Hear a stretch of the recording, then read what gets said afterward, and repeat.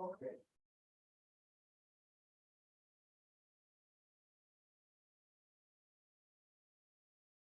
All right. Good evening, everyone. Good evening, everyone. I want to say this because I'm so excited to see so many people here. Give yourselves a round of applause. Give yourself a round of applause. My name is Willie Lightfoot. I'm the city councilman at large, chairman of Rock Against Gun Violence Coalition. And standing next to me is Good evening, everyone. Miguel Melendez, I'm City Council President. all right, and so typically what we do before we even start our meetings is we have a moment of silence to recognize all of the individuals who've been impacted by this gun violence in our community. And so we take an opportunity now to have that moment of silence. And I'll ask you to join us, please. Thank you.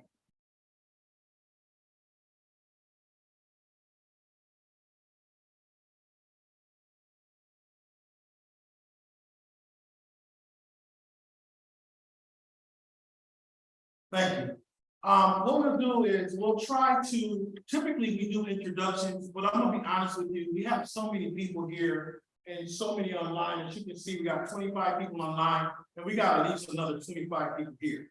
If you don't mind, if you give me the, if you approve, I'll forego introductions for now, and let's, I think we came here to do some work tonight, is that right? And let's come here and just do some work. If we have time at the end, maybe we'll do some introductions. I will say that we do have some city staff that is here. Lydiana, special events is with us, Ruad is here with us.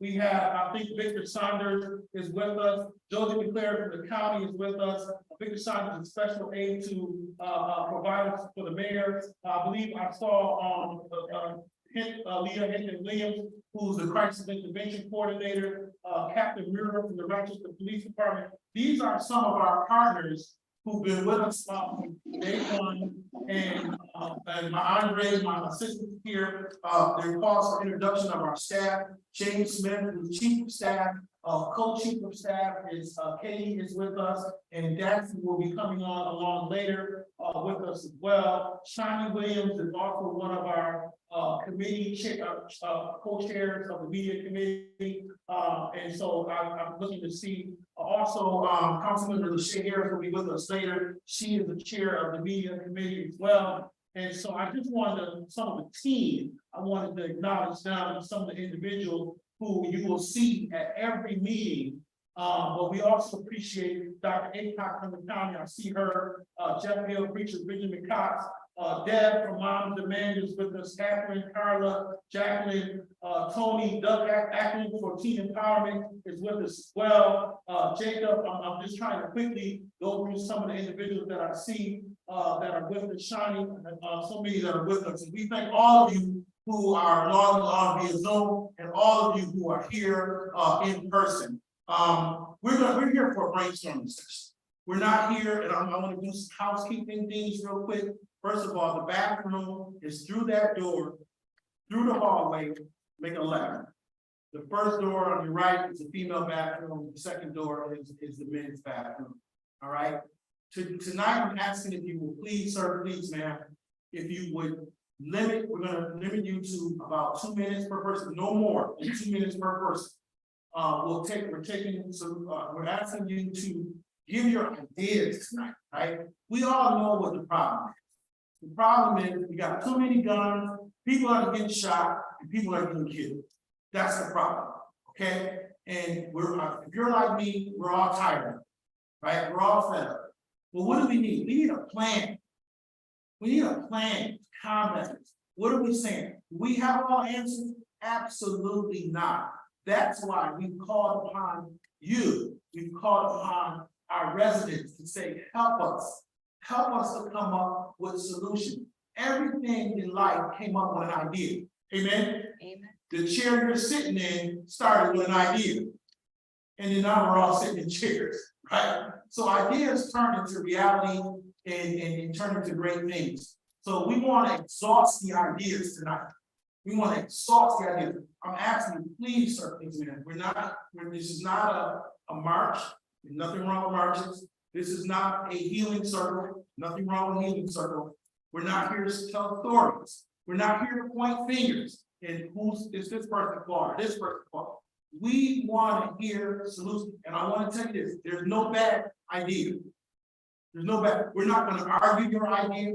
We want everybody to feel comfortable. There's no, and what we plan to do, what the goal is, just so you understand, then I'm going to open it up for those.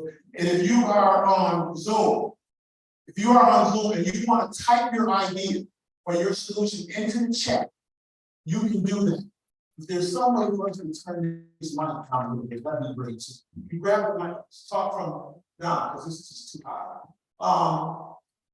Just so you understand the process of what we're doing, I want to be very clear. I want you to fully understand what we're doing here tonight. We're talking about solutions. Once we exhaust our solutions tonight, we'll be here about an hour and a half. I promise you that we're out here 7:30, 7:45 at the latest. And even earlier if we've exhausted all the solutions, right? Or ideas that you may have. Once we've done that today, we're going to do it again on the 21st. The people who may not could have made it and they can make that, we're going to do the same exercise again. Once we finish that, these two opportunities, we're going to meet again probably on the 18th of September, and it'll be at my church. And we're going to have a categorized priority and implementation section where we're going to actually put timelines and prioritize everything.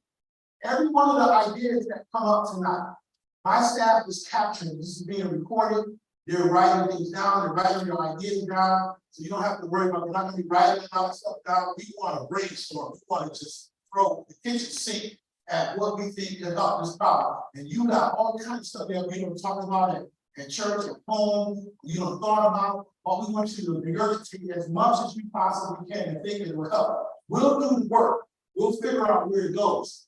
One idea, I guarantee you, falls on the spectrum somewhere on this chart, right?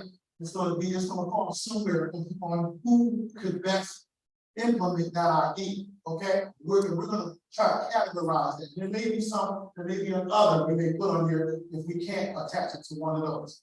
Then what we're going to do after the 2 brainstorm sessions, my staff will take all of that data, all of those ideas, and we're going to categorize them where they go. Then when we come back on the 18th, we're going to prioritize the ideas, right? What should happen now? What should happen in a year? What may be long term? What may be short term? You know, and then we're going to attach. Also, we're going to find out what resources are necessary to make those things happen. We're going to package all of that into a plan, and we're going to submit that plan to this community and say, this is what a plan. It's not the plan. It may not be the solution, but it'll be a plan of recommendation brought on by this community. Because oftentimes, ladies and gentlemen, what I hear out in this community from people is they say, I don't know what to do. I don't know how to help. I don't know where to start. But we want to give them a what to do. We want to give them a where to start. We want to give them how they can impact, even if it's a matter of just something families can do. We want to hear whatever comes to your minds and fall into that. Does anybody have any questions about the process? Does that make sense? Does anybody have any issue with the process? I want to ask you. Yes, sir. Now, once you finish, what happens then? Can we start? Can we, like, for instance, if I wanted to be first? Yeah. So that's the one thing we did work out with mine. So yeah, we'll take it as you know what we see you have. I want everybody to. But what we're going to do, we will time. We'll give you up to 2 minutes. It's okay. We'll give you up to 2, and that's only. It's not to be disrespectful to anyone. It's just that's what everybody has to. Is that all right? So if you want to be first, then come on in. You ready? We got the time on. We got our time on. The time. I'm timing. The time. Okay, Mr. President's gonna be the time. You can time me. Yeah. About a minute. Here you go. All But right. we do need to talk to somebody Could you, so that everyone can hear you. Could you pass this out for me? Thank you. My name is Pastor Clay. And I pastor New Bethel here in the city, Yes, sir. but I've served in Detroit, I've served in Gary, Indiana, I've served in St. Louis, I've served in Milwaukee, I've served in Harlem. And this is my plan for the city. If you do that. It's a 7-point plan. Martin Luther King Jr. said, unorganized good can never become organized evil. Our major problem here in the city is that they're not organized. Number one, the first one, better lights and signs are needed in crime areas. Number two, gates and fences are needed around churches and business properties. People are stealing cars. One was stolen in my church a few weeks ago. We need an educational impact. Grants are needed throughout the city to fund STEM programs, initiatives, all over the city, not just sports. We need education as well. Number four, coalition is needed similar to the original 10-point plan that was given in Boston, Massachusetts. I don't know if you know about it. But if you go on your phone, just bring up 10-point coalition, all of that will come up. But I've had here adopting, well, let me go on there. What we need is churches, mosques, temples, schools, sports, colleges, sports club, girls club, YMCA, early police. All of us need to come together. All right. Number five, housing community. We need the CRA initiatives. All the banks need to help us. They need to give us grants as it relates to these houses out here that need to be fixed. I've done that in Milwaukee. Number six, guns are a serious problem. We need to establish checkpoints in the city. All right. We got it though. We got it. We got it right. All right, you got it. Anybody need a copy? We got it right. So that's it. Now, we'll go back and forth. We'll go one in person, then we'll go to online. So just raise your hand if you want to talk on Zoom. What's your solution? You got 2 minutes. You didn't get it. Willie, can I make a suggestion for Yes. the speakers? Yes. Maybe if for those of us that are on Zoom to hear them a little more clear, if they spoke into that black microphone that's Right. connected to the Zoom audio, That's fine. that would help. Yeah. We can do that. Thank you, Andre. But we're looking for a volunteer, once again, just so everyone, and you should have signed in. If you came in late, please sign in and grab an agenda. We're exhausting solutions tonight, ideas. You want to hear? Thank you, Pastor, for 7-point plan. We got it. We're gonna put it in the, we got it. And we're gonna add this to the overall plan. So we're looking, if somebody on Zoom wants to offer their ideas. Y'all acting shy on Zoom. Hello, Willie. This is Victor Saunders. It's real. I'm keeping it real simple. I was just at another community meeting on Friday night. And my feelings about the situation have not changed in 20 years. Has not changed. My approach is going to remain the same. As I look at my screen, all these talented people and agencies they represent, I recognize that everybody's doing a lot of great work. I think if we just all agree to work with each other to eliminate these different silos and attack all the different things, not only the Reverend is talking about, but starting with attacking the poverty that's plagued our community and generates a lot of the discourse on our streets, eliminating adverse childhood experiences for our young people who grew up to be individuals that are willing to pick up a firearm to handle their conflict. I think saturation of areas, targeted areas with services the same way. We have 11 shooting street segments for most of our homicides and shootings. We need to target those neighborhoods with services. I'm happy to say that as I look at all these faces on the screen, I have a personal relationship and a collaborative relationship with almost everybody here. Yes, violence is a public health crisis, and we have to address it as such. What do you do with a wound? You saturate it with medicine. That's what we have to do with the services. Bring the services and alternatives to the people most in need of them. And our young people, I agree with the Reverend about the academic component, but by the same token, we have to look at the social emotional needs of our kids before they can even be accepting of the academic component.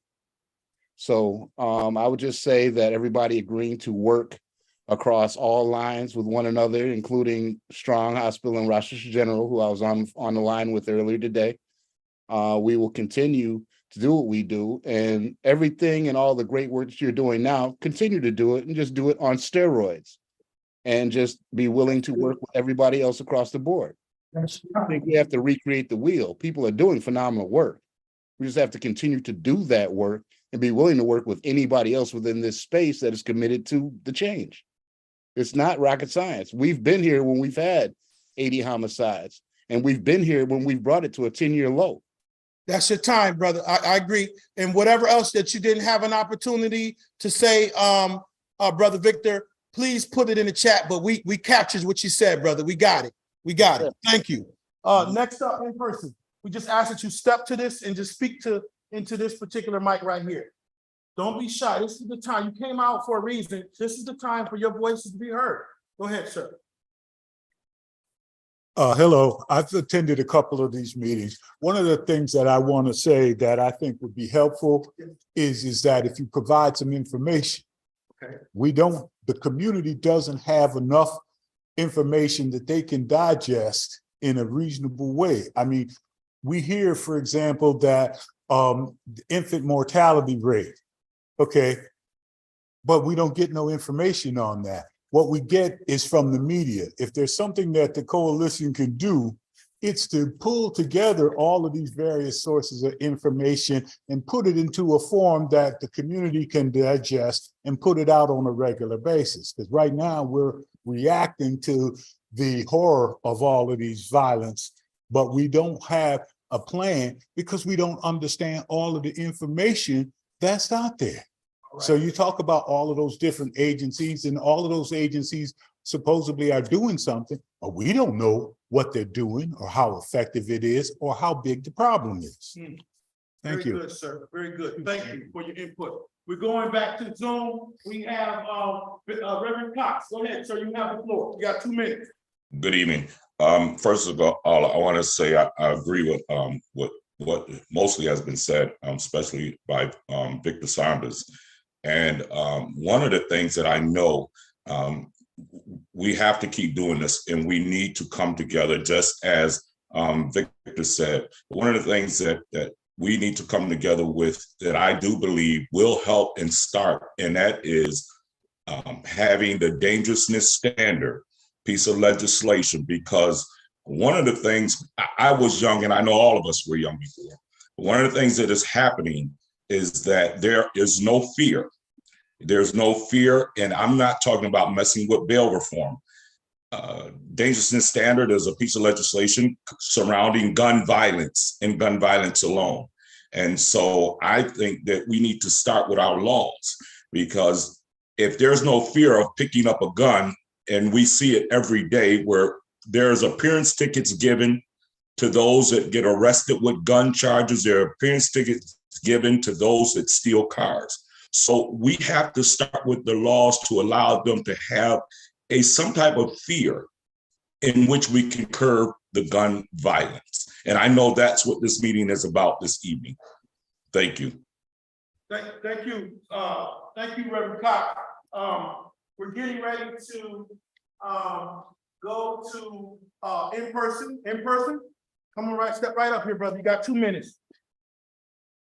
All right. Hello, my name is Marcus C. Williams, and here are some of my suggestions. I agree with Reverend Cox on the dangerousness standard, but I also believe that we need to do more on reforming criminal justice reform as a whole. Bail reform and raise the age has basically turned our city into a criminal terrorist paradise. They can do whatever and they can get away with whatever they want to. So that needs to be addressed openly and publicly. And our state assembly and our state legislature people that are in the Senate need to be actually brought to account. I know a lot of people might be a little leery on doing that, but we do need that addressed in our city. Secondly, we need to actually push for more outside assistance. I know that the state troopers and the sheriffs have been helping. That is great. I do know that that has to be renewed every so often. Is that correct? That's correct. So I'd appreciate it if we do more than that and try to look on how we can actually get more people from us surrounding areas in as well, if they'd be willing to help. And then third, we need to look at what we're doing as far as funding for our local police long-term so that we can get more officers in and actually focus on recruitment from the communities, because the police have been savaged over the last couple of years and nobody really wants to join. So we've got recruitment is down. So that's something we need to look into. And that's all from a general community point of view. Now, for my person, that's for everybody in my community. That's for everybody I represent here tonight. Now, personally, if you ask me what we need to do about the gun violence isn't the problem. It's the actual criminals, and the criminals need to be held to account. They start off with things like taking a car, and then they run all around doing all crazy. See, they can't get punished, and they say, oh, well, you know, let me try something the next level up. And that's why we're seeing what's going on. Personally, the guns aren't the problem. It's the criminals. And if you ask me, realistically, I believe that we need to be a constitutional carry city, because people need to be able to defend themselves, because the Second Amendment is here so we can defend ourselves. Because when you pick up the phone to call the police, you're lucky if you're not on hold, and you're lucky if they show up. And I'm talking to serious events like muggings and actual abuses and stuff like that that are very serious and impacting our community as a whole. Thank you. Thank you, Marcus. Thank you. And I would ask, as you would as those have been doing, they've been giving their name and maybe your organization, or if you're speaking individually for yourself or whatnot, that's also helpful. We're gonna go back to I need is Katie still on the line? No, Katie's not on the line. Her computer restarted, but I'm here. Okay, I'm gonna make you co-host so you can start letting folks in, okay? Okay, sounds good.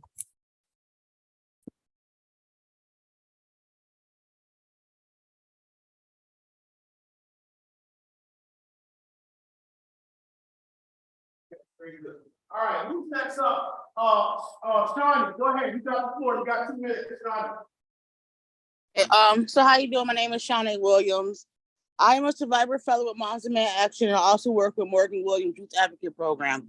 So my biggest concern growing up in Rochester, I really think you just need more. It's not the solution, but it can help. More people like us on the streets to help out our youth in our community, because you'd be surprised at who you may recognize or who you may see out of place on the street that someone may not know. They know us more than they know the police. They'll come to us before they'll go to somebody in power. So you'd be surprised what we can do on the streets ourselves with more feet on the ground and more people out there, more grassroots organizations. Thank you, Shawnee. Thank you, Shawnee. All right, in person. Come on, step right up to the microphone right here, sir. Give your name, maybe if you're here for yourself. Yeah, sure. Or just a concerned citizen, or if you win an organization. Indeed. Yes. Good evening. My name is Septimus Scott. I'm the founder of the Greater New York Revitalization's Next Steps Mentorship Program. Just like a few people have already mentioned, especially Mr. Saunders and Pastor Paxton, as well as Marcus have mentioned, the gun violence that we see here is a comprehensive issue. So we need a comprehensive approach. It just can't be a one-based solution. Me, myself, I'm a mental health professional. A lot of my focus is in mental health. And from what I know for a fact, based on evidence, is that Rochester is going through a mental health crisis right now. But we don't have a comprehensive approach in addressing that, at least not any that I've noticed or seen being executed in the city. So my thought is creating coalitions that's not only singular in the focal plan, but that's very comprehensive, and having mental health professionals, having individuals from the legislative or legislation professionals, having individuals that are law enforcement professionals, and having people that are mental health professionals that are addressing these concerns together. I think that's the best place to start. And obviously, gun violence is not a problem that we're going to fix overnight. It's something that needs to continuously be addressed, tweaked, and readjusted over time to get a solution.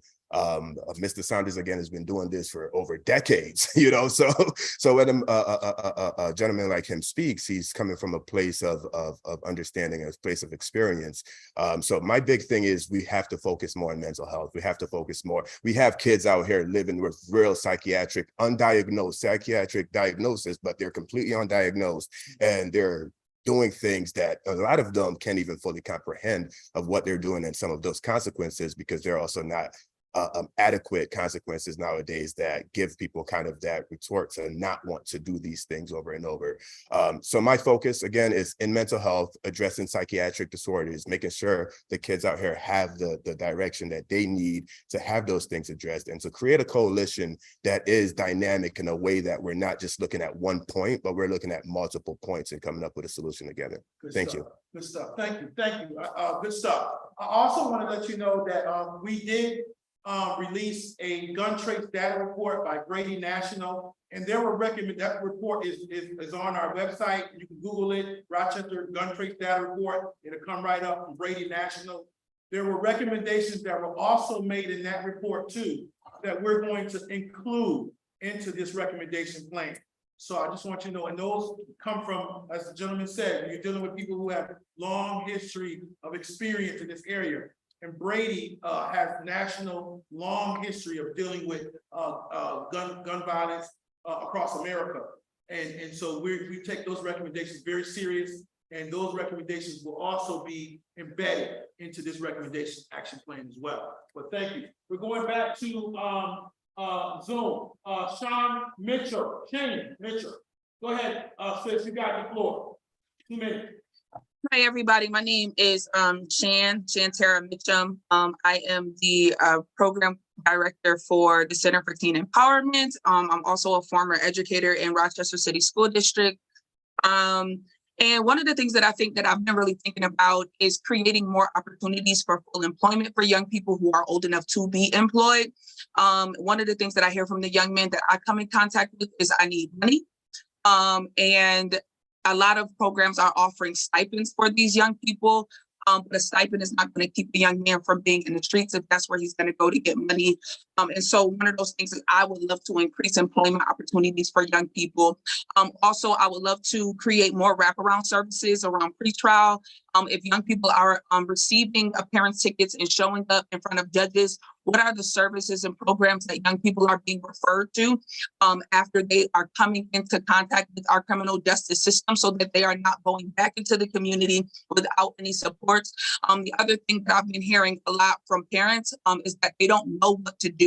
And so we have to reach even beyond the young people in our community and really make an attempt to engage parents in the solution, help to support parents to be able to navigate these systems so that they can really be able to provide supports for their children. And so those are just a few. And of course, because I work at Teen Empowerment, to hold a session where young people are talking about solutions that they need, and not the cream of the crop young people, but young people who have actually engaged in activities like this, who may have stolen cars, who may have been deemed criminals engaged in criminal activities, but engaging those young people in the conversations of what they need in order to stop doing the things that are happening within our community.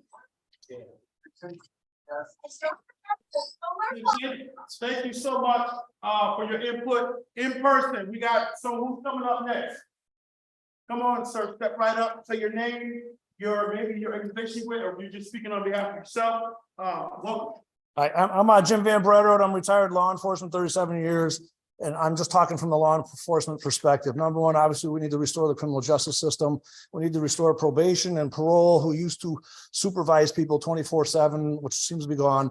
But more importantly, I think what was frustrating as a police officer, when you're at someone's house and they're having an issue with a 15-year-old who won't come home, you know, there's no violation of law, but you're trying to figure out at 8 o'clock at night what to do with this family or what to do with this 15-year-old.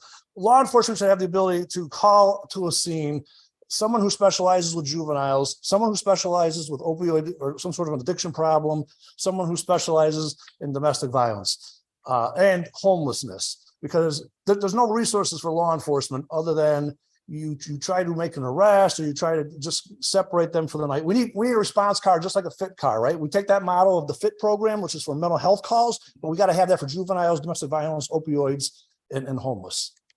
Thank you, sir. Thank you. Let's go back to Zoom. Do we have someone who may have their hand up who want to give your ideas?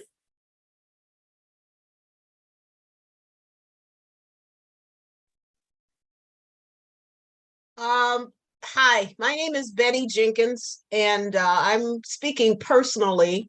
Okay, I guess one of the things I think we have to recognize is that the family structure has fallen apart. And so in terms of working with youth, and I think I'm dovetailing to what I think Shane, I think it was Shane who just spoke about it, is that we need to have services that are going to help parents be parents. You know, parents in today really don't know how to handle their children. And one of the reasons the kids are out at crazy hours of the night is because the parenting is lacking. So I agree with comprehensive services, and I think they need to include help for parents. Going back to some of the basics of how to be parents and how we can help parents be parents. The other thing that I think needs to be a part of this comprehensive plan is to recognize that we're also dealing with the spiritual. I heard mental health, I heard educational, I heard employment, but we also have a spiritual issue going on. And one of the things that I'm working on is to develop a program for the city where parents, children, youth can engage in spiritual development in terms of really understanding the Word of God and being able to apply that to their lives. So, those are my two suggestions. wonderful suggestions, and amen. Someone in person, come on, next up. Yes, listen, there is no bad idea. I'm serious. Whatever that idea that you're thinking about is probably what we need. So. Hello, my name is Pamela, and I'm a pastor as well as I work in mental health. But more importantly than all of that, I'm born and raised in Rochester. And so I come on my own just because I'm concerned.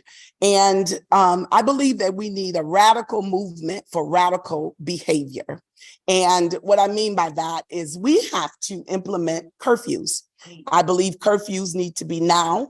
I believe that we need to, as the lady just spoke, I believe that we need to have financial pullbacks. And what I mean by that is when you hit parents in their pockets, then they will begin to pull back their children. Because most times these children are coming from broken homes, mental health. We've talked about all of those things. However, when there's financial problems, people begin to get involved. I also believe that all of the schools, the attendance, we need consensus in the neighborhoods, meaning who is it that we labor among? We need to know our neighborhoods. We need to know what children are in these houses, where are they, where they're coming from.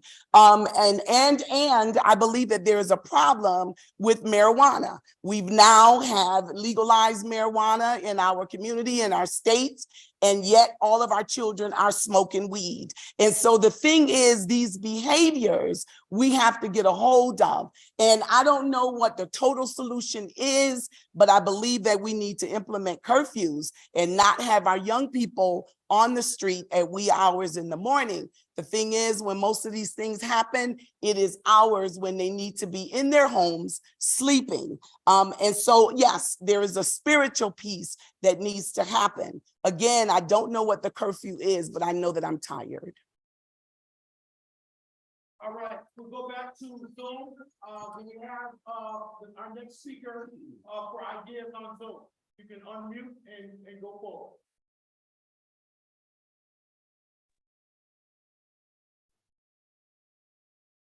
Hi, everybody. Doug Ackley. One of the things that is a lot of good solutions flying out there tonight. I think that there's a lot of young people who were lost during this pandemic. And I know I was deeply affected by it myself, so I can't imagine what a teenager was experiencing at that time. And we got hundreds of young people that never returned to school. And I think that we need a comprehensive list of all the names of who those young people are that never returned to school and are just out there, and we need to find them, and we need to hook them up, and we need to connect them, reconnect them.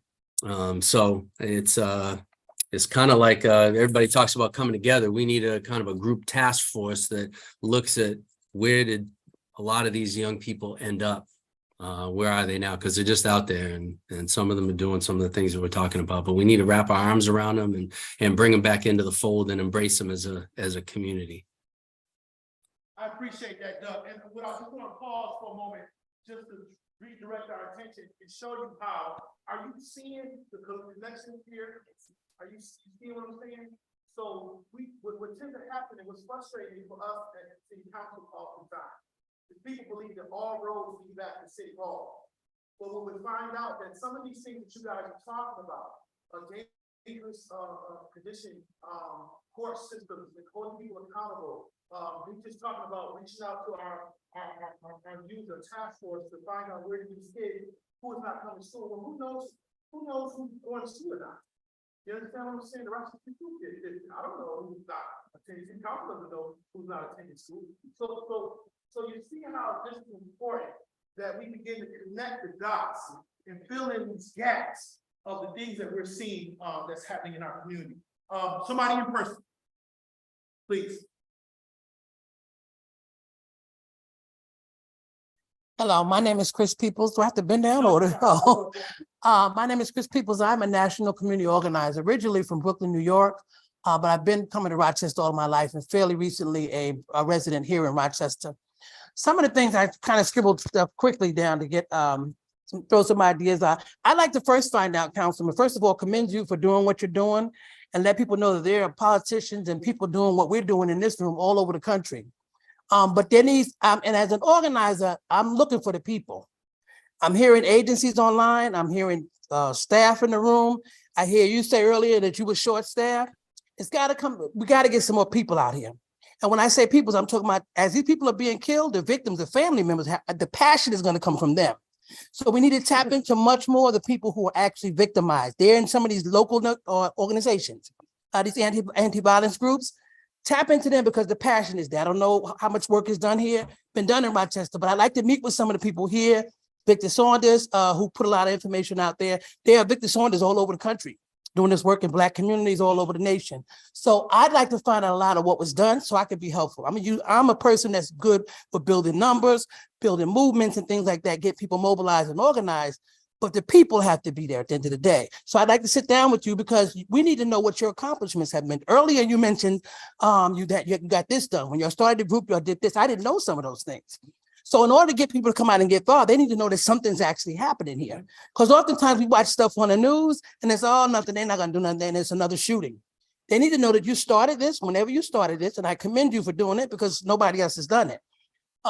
They need to know what you've accomplished so far. I need to know so we're not redoing the wheel. So I can add on to what you've done. So maybe I should sit with you, Saunders, whoever's getting this work done in the community. You mentioned earlier that you're dealing with you're on a national clergy call or whatever. I'd like to work with you on that because I'm a national organizer.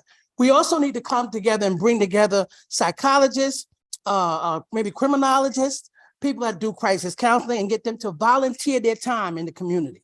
Nothing is more important than this. So when we talk about police shooting people in the street, and oftentimes they victimize, they don't know how to handle people that are mentally ill. There are people that are paid to do this kind of work. They need to start giving back to their community. They're doing it all over the country. There are Black social workers in New York City and Harlem. We organized, I think it's the Black Social Workers Organization or something like that.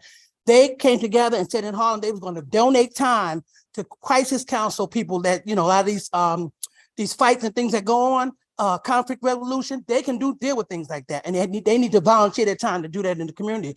So we should put together a group of people to do that. We should also mobilize, build a board support. When I came to your other meeting that you had that summit, there were people in that room from Buffalo. There were people in the last meeting from Albany. You have to build up this area. The thing that y'all have that nobody else has up in the north of this area, because I'm from downtown in Brooklyn, down southern New York, in Brooklyn, the thing that y'all had, the benefit that y'all had that other people don't have is your governor is from Buffalo. I was up there doing the funerals with the family when they had the shooting. That guy came to this tops first. He came to this top. I don't know if y'all knew that. The one on West Avenue, he was supposed to do that one first. He went to Buffalo because of, with more people there and all of that stuff. But what I'm trying to say to you is the benefit y'all have that other people don't have is you have a governor that's from this area. Put her to work. She's still trying to make up for what happened in Buffalo. I was up there with her. So if we come together as a people here and really organize, you got to have numbers though. All they respect is numbers. If you got 10 people in the room, they're not going to deal with you. You have to have other politicians supporting you. It can't be just you here in this coalition. They've got a whole city full of politicians. And everybody, as many people that you can come together with, try to get them in these meetings with you too. They can't just come out and wave when it's time for election. Okay, I got some more stuff, but we need to meet. It's okay, we Okay. got another meeting. Okay. And if everybody can just speak, we come back. But thank you. And listen, whatever our email address, and getting my emails, it's not just tonight and the 21st. If something comes to you in the middle of the night, whatever, email that to us. We're capturing as much as we're going to capture of this, and I guarantee you, and I promise you, anybody who knows me knows, I'm a man of my word. We're going to create this comprehensive plan, and these things will be brought to the forefront. And whatever we cannot implement as council, the coalition collectively, we will advocate for on these other levels. We're going to go back to Zoom. Somebody unmute. You got 2 minutes. Whoever wants to go forward. We got any takers? Okay, we'll go back to in person.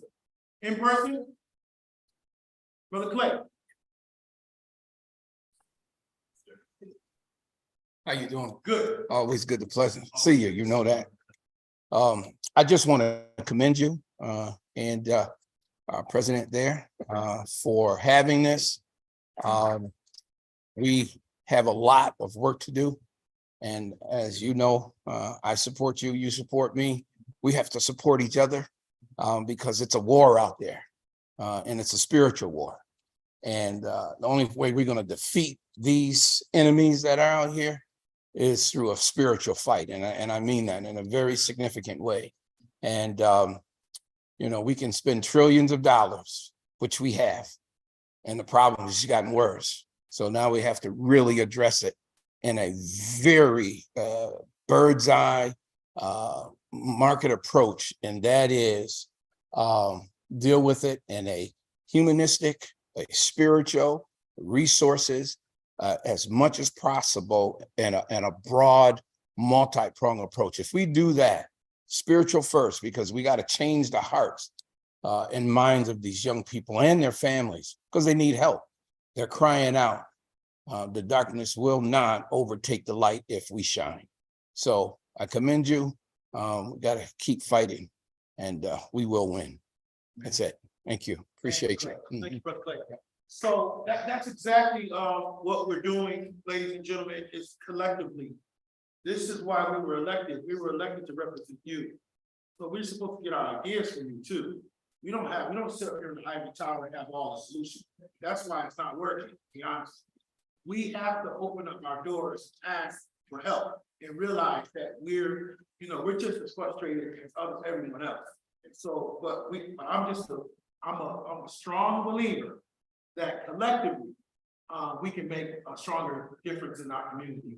And I think what we're hearing interwoven into the fabric of everyone's working together, unite. Keep hearing that as a common theme when people are talking.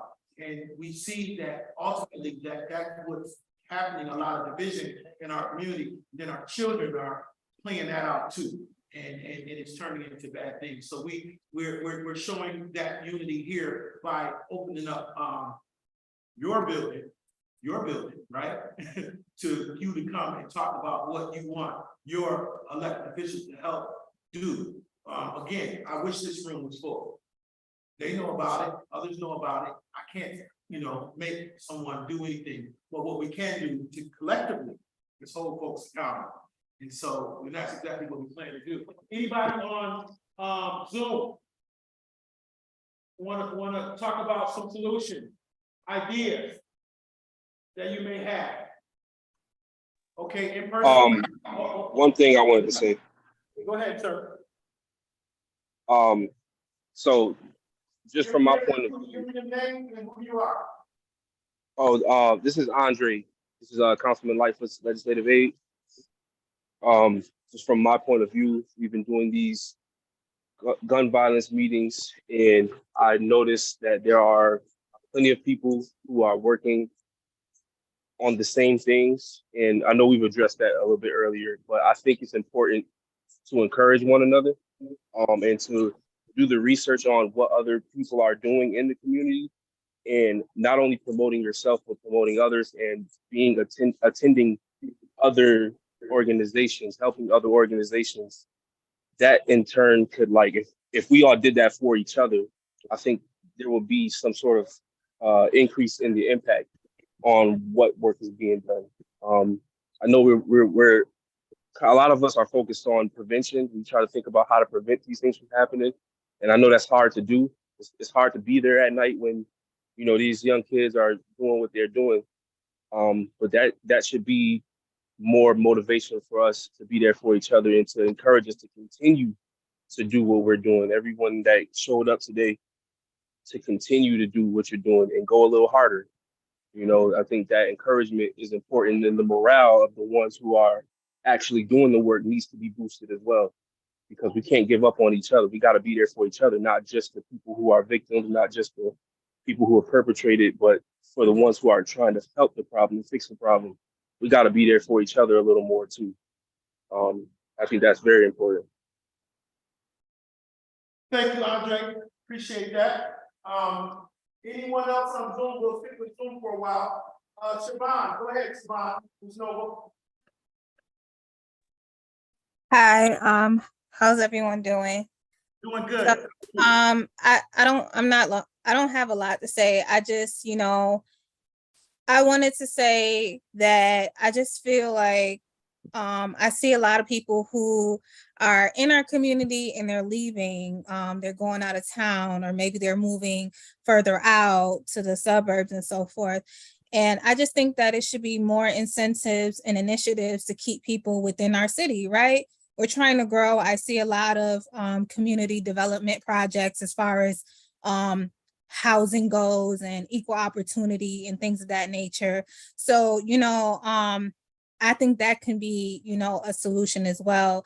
Just keeping people within the community and making them want to live here, or giving them incentive to actually want to stay within our community so we can build and help each other out. But, again, that's just, another initiative that we would have to, take, but it is possibly a solution. Absolutely. Thank you, Siobhan, Ms. Noble. And I will tell you this, I want to remind people that people are writing comments on YouTube, where we're capturing that. We're going to be posting this video on our Facebook page. We're going to be posting on all of our social media platforms. We're going to be asking people to put their solutions and ideas in the comments. We're going to be capturing those. So this is going to be an ongoing dialogue that we're having both in person and virtually for over the next 30 days. Not that it's going to end there, because we meet every second Monday of every month. We have been for years. But I'm saying, as far as strategically working on this comprehensive recommendation and action plan, we're going to be exhausting our platforms to give people opportunities to give any ideas that they think and solutions to help us combat this violence within our community and to make our quality of life better for everyone. So is there any more in person? Yes, ma'am.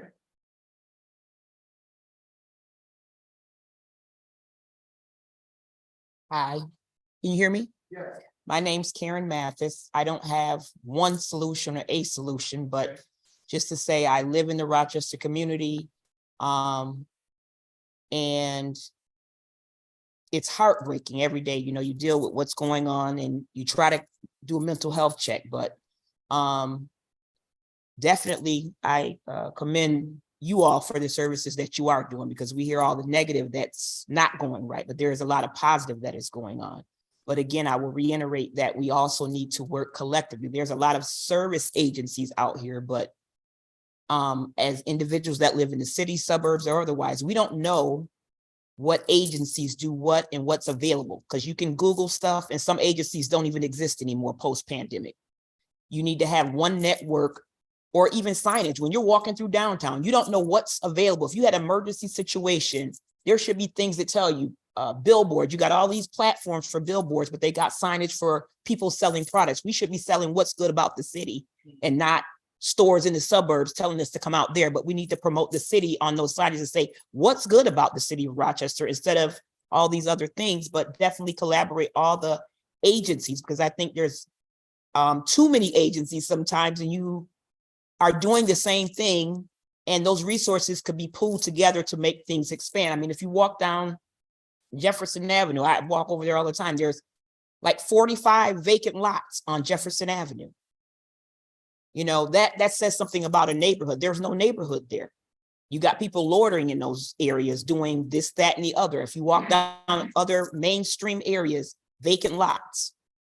So that takes away from the community being a community. We're divided because, you know, we don't feel like the money is in there. We're saying we're doing all this, money's going to arts and all of these things, but you got broken communities still, and you got broken families within that. And it's not always bad parents. You got 2 family households, 1 parent household. They're still all dealing with the same gun violence.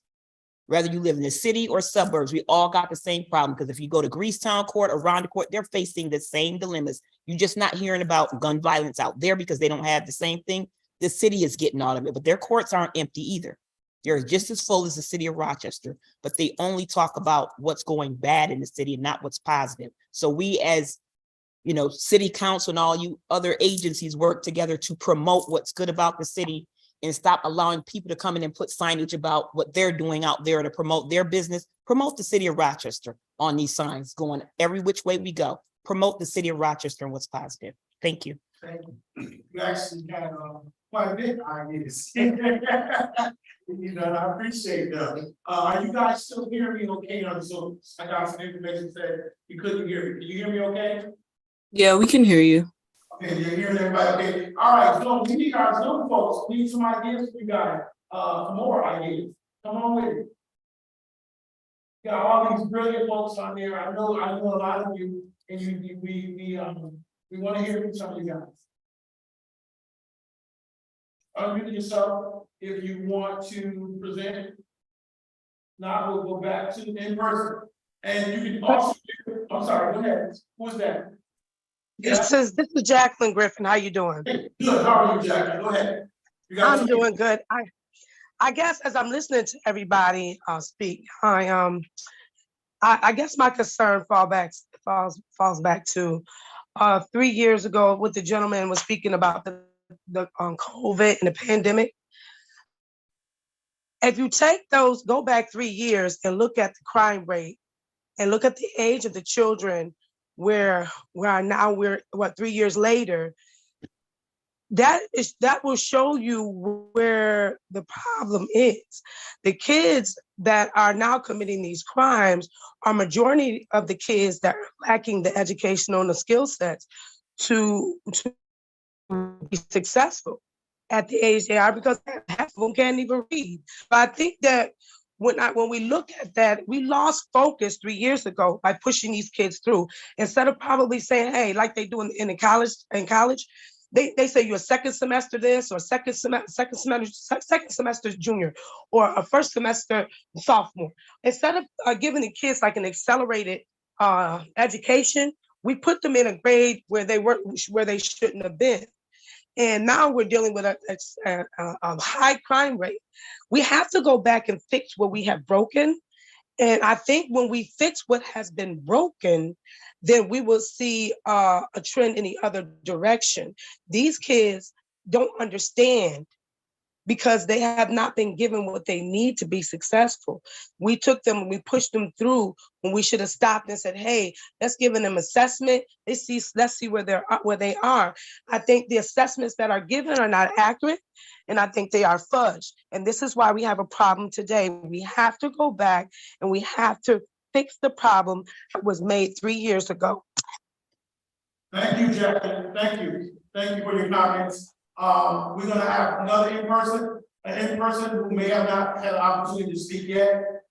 And there again, I don't want anybody, there's no bad idea.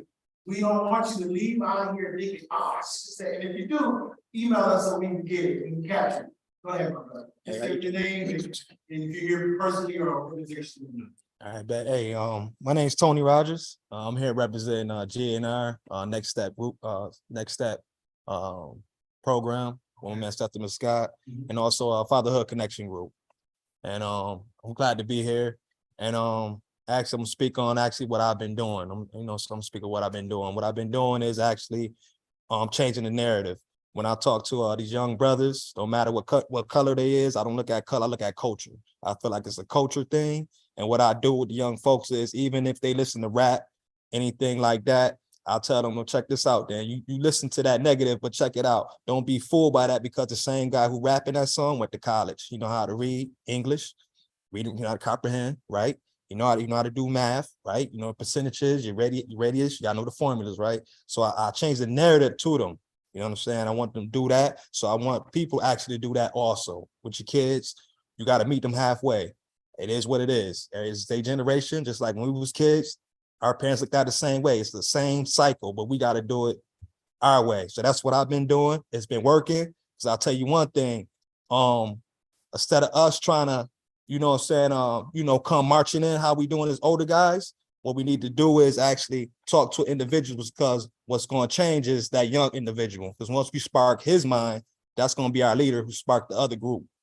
It's been working. And that's what I've been doing, because just like with police officers, because I was graduated 2001. So I'm gonna tell you about my days when officers did, the DARE program. From that era.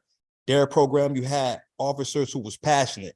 We need people who not just working a job. We need passionate people. You know what I'm saying? Even if social workers, whatever you do, we need people who want passionate workers. If you just want a job, just go somewhere else. Because if you put the positions that's you in, and you know what you call, that's supposed to be making this movement, we need them to be passionate. So that will help, because once you spark a young man mind, is what I'm doing. I got my own business called Mr. Rogers Cleanup. I do home improvement, carpet cleaning, and I grab these young guys and I show them how to put their hands on stuff. And not only that, I show them how to open a bank account. You understand what I'm talking about? I teach them, because they visual. And it's a culture thing. It's not race. It's culture. Because trust me, you got Asians, everybody. It's a culture thing. All right. So we got to beat them at their own game. And that's what I've been doing. It's been working, because once we even officers, if they ride in their cars, stop out, you see some boys hang out, you know what they do? Hop out, stand in the corner with them. Hey man, how you doing? What y'all doing? Oh, yeah, what y'all doing? Y'all chilling? Okay, yeah. Change the narrative, because what you're doing is, even if you're trying to start a gang, guess what a gang do? A gang is organization. A gang is putting people together, but do it positive way. Put your gang out here in the corner to feed the homeless. Do something with it, positive. If you could change a young man's mind, guess what that young man do? He gonna speak for you. So I just want to speak on that. Thank you. We're going back to Zoom. I see former Mayor Lovely Warren. I know you got something to say. Well, thank you, Councilmember Lightfoot and President Melendez. Just because you called on me, I think I'll bring up the topic that we spoke about on our podcast, and I think that is very important that when children are brought into the criminal justice system, and being a lawyer now and practicing in family law, that they need to walk out of court with a plan. There should be agencies that we know are out in the community that are doing the work. They're in the court system, waiting and talking to those parents and those children before they walk out of court, and giving them a plan of action. And additionally, I agree with some of the other callers where they talk about we cannot continue to miseducate children and think that we're going to get a different result. We have got to make sure that we are giving them the proper tools in the classroom in order for them to be successful. Those are two suggestions that we've talked about a long time before, and I think that until we really start to do that as a community, then we're still going to continue to get the results that we're getting. Well, thank you, Mayor Warren, for that, and thank you for that comment and those ideas. In person, back to in person. Come on, we got some folks who haven't spoke yet. If I have it my way, I'd like everybody to give an idea or a suggestion. Go ahead. All right, so I appreciate everyone's insights tonight. I have two things to offer in addition. I agree with a lot of what has been said and a lot of great ideas. So for me, I think we need to have one table. There's so many tables talking about so many different issues. It would be ideal if we had one spot where, and I'm gonna argue that this is the spot, but one spot where we come together as a community and hash this out and continue to hash this out. I was at a meeting last Friday, actually, council member, and this was the topic for 2 hours. So how do we get that topic, from those 20 people that were not meeting to come to this meeting and meetings like this? So that's one area. I think also we need to really focus on investing in what has been divested. We have neighborhoods that have traditionally been divested from, and I think this is part of what I think our role in city government, we can play a role in doing this. But we need to go back to those neighborhoods that have traditionally been marginalized, that have not been invested in, where frankly, historically, the gun violence has occurred, and start to put more resources, not just people resources, time resources, but real investments, whether you're talking about housing, businesses, other amenities to really start to focus on bringing a higher quality of life to those neighborhoods that so that we can show people and create opportunities locally and people can see themselves growing in their own community. So those might be tangential a little bit, but I've seen it happen when I look at the corner of Clifford and Conkey and what it was 10 years ago to what it is today. It was investment and bringing community together around issues in that neighborhood that turned the tide. Thank you. All right, do we have, thank you. Do we have any other back to Zoom? And just for a time check, we have about 15 more minutes. The meeting was scheduled for an hour and a half. 7:30 is the time that we're gonna wrap up. So we have a few more minutes, but I don't wanna rush folks. I wanna give people an opportunity. We have gotten a lot of ideas tonight. A lot of ideas, a lot of potential solutions. And I guarantee you, everything that you've been said, of course, has been recorded, it's also streamed, so we have it saved, and my staff is capturing this information, and we're going to be tallying all of this up as we prepare for the next meeting. We're going to be posting this. I mean, one of the things I heard, one of the men said earlier, he said, we don't have enough information, right? And that really touches my heart, because when I came into this business with my father and city council, actually the first, then the city council, what God told me is to give people the information. That's what he told me to do in this position that hats that I'm here. And that's what I've been doing from day one. And that's why we're here. Because I'm trying, and that's why it's on Zoom. That's why it's being a stream all over. So because we're trying to inform the community on what's going on. And I think, as a good book says, people perish for the lack of knowledge. So I want to give people as much information, positive information, as we possibly can, so that we can help each other. Having one table may be very difficult, but what I can say to you is what I can promise you is that we'll make sure that this coalition is at least attempting to connect to all of those tables. So at least we're communicating. We may not ever see one table, just like we may not ever see one church. There is one church, right? But there's many churches, right? And to say that everybody got to go to the same church, probably unrealistic, right? And so I would say, but we all can come together as churches and have church collectively together, right? So I would tell you that this commission will be very making a business to make sure that we're talking to all of those tables. That we're connecting with all of those tables, and we're getting that information, bringing it back, and sharing it with the overall community. Me and President Melendez are both council members at large, so we represent the whole city, right? So we're not like some of our colleagues may be confined to a specific geographical area that they represent.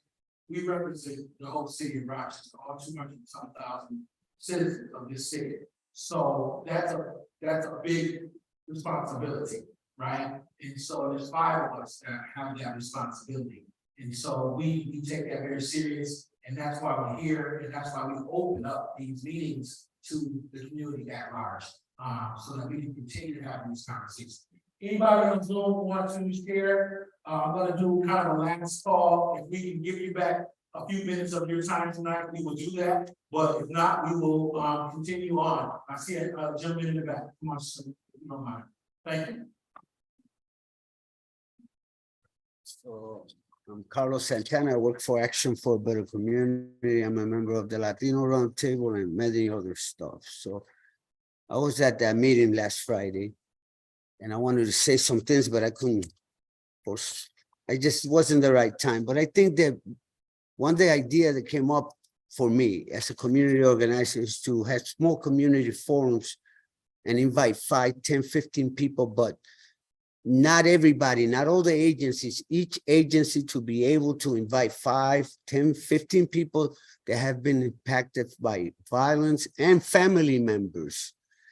But those small community forums, just so they could get information, so that we're working with the patients, if it's RGH or U of R, or we're working with the clients, small groups that we know.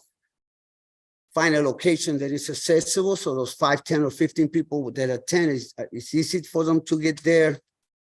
Some of the questions that should be asked is how were they impacted by violence? How did they deal with it? What were some of the gaps? But also, we take and gather that information, that we have a general meeting where we invite all these people that we already talked to, and some of the non-for-profits, and RGH, U of R, ABC, and then we get for them, we get together with them, and we work on creating a strategic plan that actually comes from members of the community who have been impacted, and family members that have been impacted by violence. Once we do that, then we have the essence of what's really happening in our community and how the community is feeling, and we be able to find out what's the gaps and what is needed, so that we're able to work with them, with the community, and be able to create something that might be the beginning for us to deal with this crisis that we have, which is violence. And that's all I wanted to say. Appreciate you, sir. Thank you so much. Good stuff, good stuff, good stuff. Okay. Anybody on Zoom? Anything sparking in the ears? Can anybody hear me? Yes, Vanessa, go ahead. Hi, my name is Vanessa. I work with Ibero. I'd love to see at least like one document similar to the events that you had on the calendar to avoid overlap. A document that has at least the organization's name and 3 points as to what they do and what services they provide. We all know that these dollars are limited and sometimes restricted. And so it'd be nice to just have that on paper. I've been able to meet a lot of people who do this work in the short time that I've been here. I think it's easy to forget some of the services provided when you are in front of someone who is in crisis. And so I think that that would be helpful to have a document with all the organizations doing this work and 3 things that they do to serve our community. Very good. Thank you. Thank you. In person. So David, go ahead. Hello, I'm Pastor Emeritus George Daly. I heard some good ideas and what people have been saying already, but there's 1 or 2 things sticks out in my mind. I may give 1 or 2, but our young people, if there was something in place, because they go out and steal, whatever the words, come and tap them a little bit, go back and do the same thing. Some of the same people doing it over and over 2 and 3 times, 4 times. But there was something in place that can be able to, when they do it 1 time, there always a grace period. 1 time, maybe, or 2 times, you might let them, but next time they do it, there'll be something in place of the word that kind of get their attention sure enough. Doing something different, or even on the pounds, put it on the pounds. Like, I know it's different now. When I was coming up, man, hey, we do it 1 or 2 times, that's it. I have a pounds, I know time's the difference now, you know what I mean? But we didn't keep going on doing the same thing over and over and over again, you know what I mean? But from the government or the city or politician or whatever the word, and something in place that they can hold these parents responsible in some way or another, you know what I mean? And also the bottom line to me of the word, and this is a fact of the word, prayer does change things. I mean, I won't go into that too much of the word, but I'm saying of the word, we have ideas, we have solution of the word, but I do believe also that we can all get together collectively. I mean, the whole city. I know we have people having parades, doing other things, going here and there, the word, and take up the whole city, sometimes the whole street, and they be marching, you know what I mean? Why can't we do that? You follow what I'm saying now? Everybody collectively, all the churches, whatever, and let's walk or something as a word and pray, I'm talking about. I thought about Joshua. I mean, back in the biblical day, Joshua, they just walked around the wall 7 times. I mean, God just said, walk around the wall. Don't say nothing now. Just be quiet. And God fought that battle. I'm saying, I do believe that prayer, the bottom, we got solution is prayer to me. I mean, you come with ideas and everything, but the solution to me is prayer, because God is able to change anything. You follow what I'm saying now? We're going to do so much. That's what I'm saying of the word. Ideas are good, sure, coming together, but I like to me can get everybody together, sure enough. Why don't give us some space of the word? You know, in the city, all right, y'all got a space. Other people do it. Why can't y'all do it now? Let us do it. Everybody come together collectively, and let's come together and pray. You follow what I'm saying now? That's just some of the things on my mind so much of the way, but I do believe that because it's out of hand now. I know it's a different time and it's getting worse and worse and worse, but there got to be something, in other words, to be able to kind of change this thing and turn it around some and get our children together so they can get on the right path. I agree. So once again, I draw your attention to, we try not to leave nothing out, right? And that faith base, these ain't in no particular order. They just on, I don't think one is over the other. No, but they all need, all of them. We all in this together. And faith-based plays a major role. We just had a clergy for Safe City Summit at our church, and that was the essence of that summit, was getting the clergy members outside the 4 walls of their church and out into the community. We have had prayer calls for prayer, citywide call. I'm thinking of Pastor Singletary, who does the National Day of Prayer, and then that extended this year to the soccer stadium, and they gave them the soccer stadium to call out. But here's what we're hoping to encourage folks is that it says the harvest is plentiful, but the laborers are few, right? There's been a lot of calls for action. When we called, somebody came into this room earlier and said, why isn't the room full? Why isn't this room full? We get more people at a meeting, President Melendez is here, to talk about animals. If this room is full talking about pets, animals, nothing against, I love animals. This room full talking about dogs and cats. Men and women, boys and girls being killed on the street, and this room is not full. They care more about their dogs and their cats. Damn shame. Can I say something? Absolutely. Everybody's saying the same thing. We're sick of it. We're tired of it. We're here because every morning we watch television and it's a body count. That's all. And nobody cares, right? Nobody cares. We care. We care. That's why we're here. Enough with the body count. No politics. Let's all get together and tell the truth. And make sure the media tells the truth. Then people are all going to be together because they got the same information. And we do pray. That'll help. Amen. Come on. Well, hold on. Before I want to make sure if you didn't have an opportunity, anybody on Catherine, how would you put that?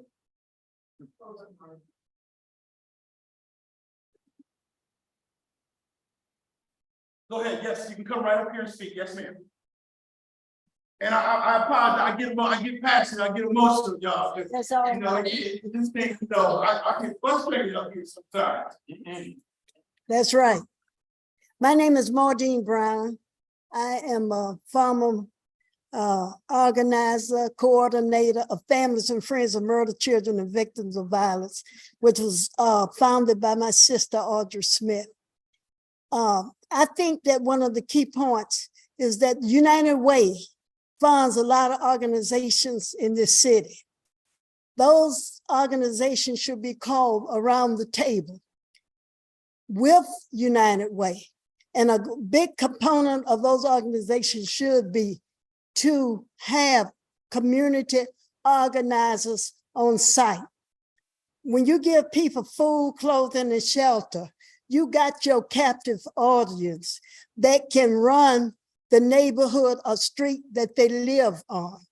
They can tell you more about what is going on in that neighborhood. They can also help eradicate some of the problems, such as vacant houses, lots, all growed up. Also, they can tell you more about the homeless population that's moving down from Hudson Avenue under the overpass about by Walmart, and they coming straight down Joseph Avenue to about Upper Falls Boulevard. They are all in the area, but nobody seems to care about anything. The city come there, they put a little Band-Aid on the problem, then they back again, doing the same thing. They don't move from there all into Remington Street. And so what it is, it's like a vine growing in the area. And if something don't be done, it's gonna be nothing but violence. They have fights there, they have needles there, they have shootings and everything. So what I'm saying, that something needs to be done.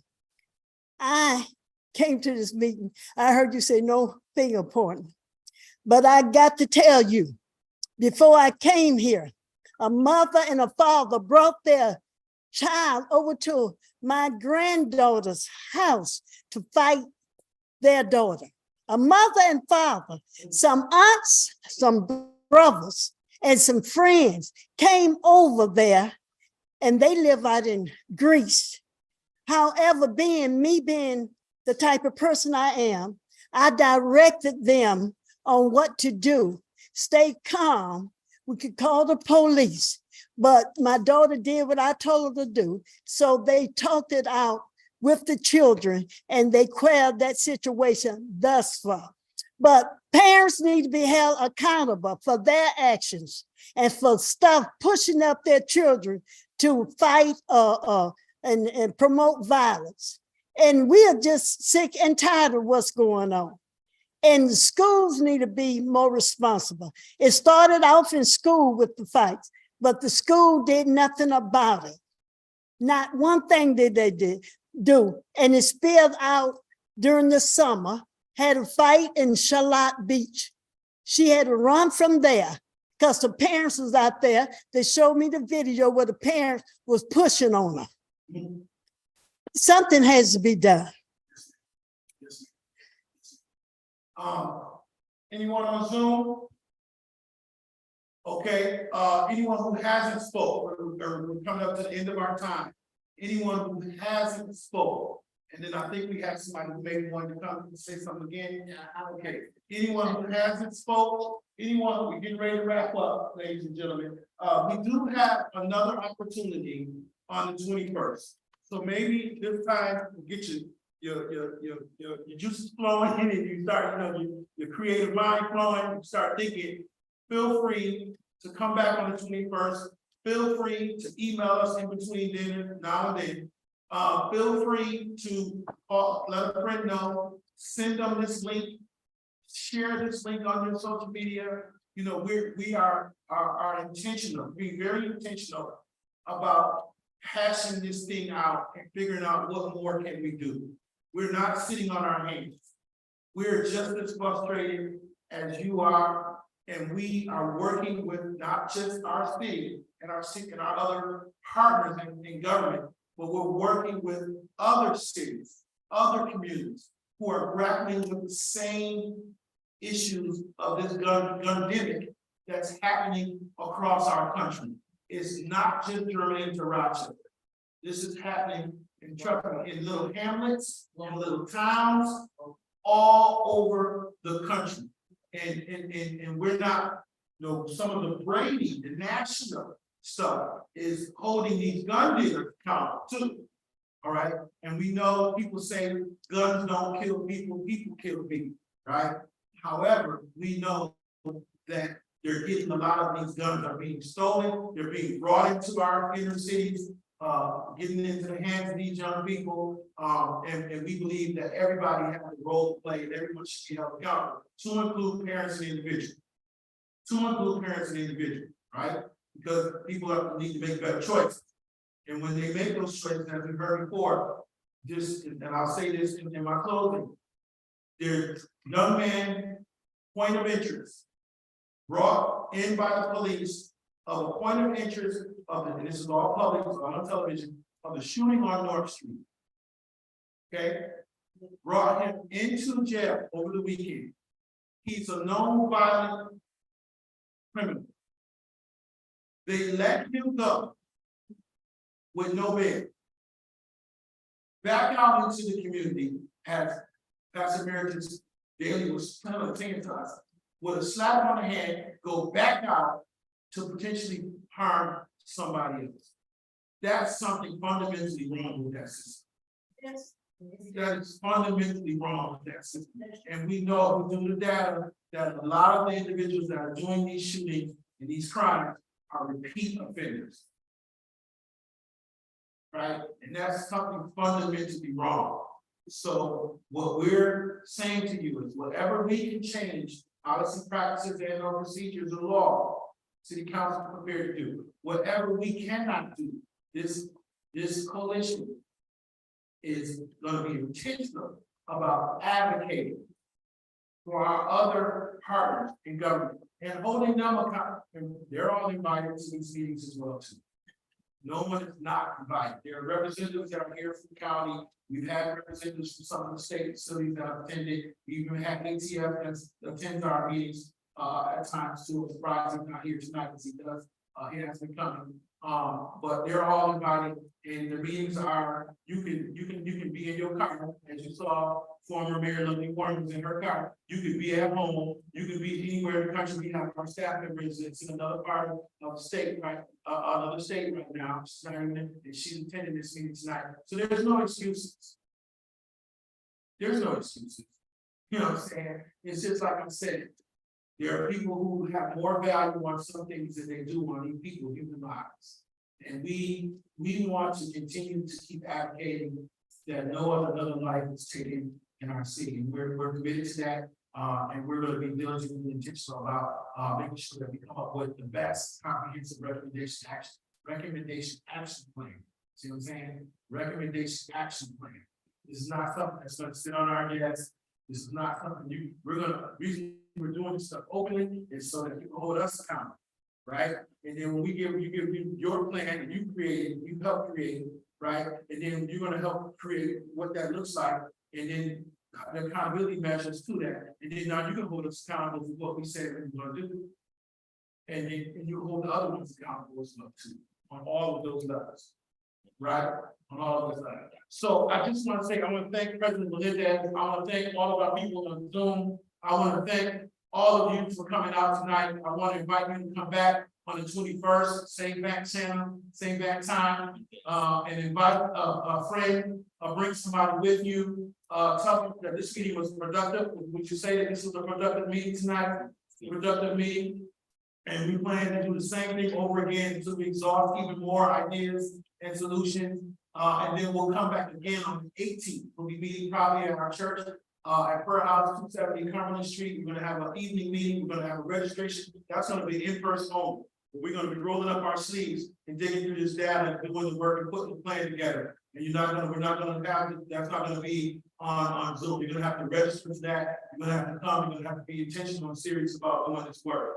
And so we'll get you that information at that time. We'll have all of that information on the 21st, and you'll get it via email. If you come at least one of you said you're already locked in, and we'll make sure that we get that information to you. All right, so we wanted to say thank you so much for coming. Thank everybody for coming. May God bless you. May God keep you is our prayer. Be safe out here, and if you see something, say something. All right, God bless you. Thank you. Thank you. Please sign in if you haven't signed in. Please sign in.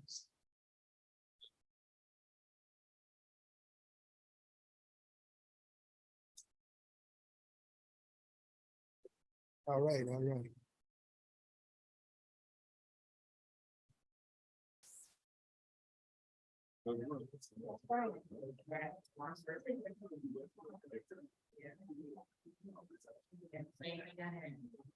Where?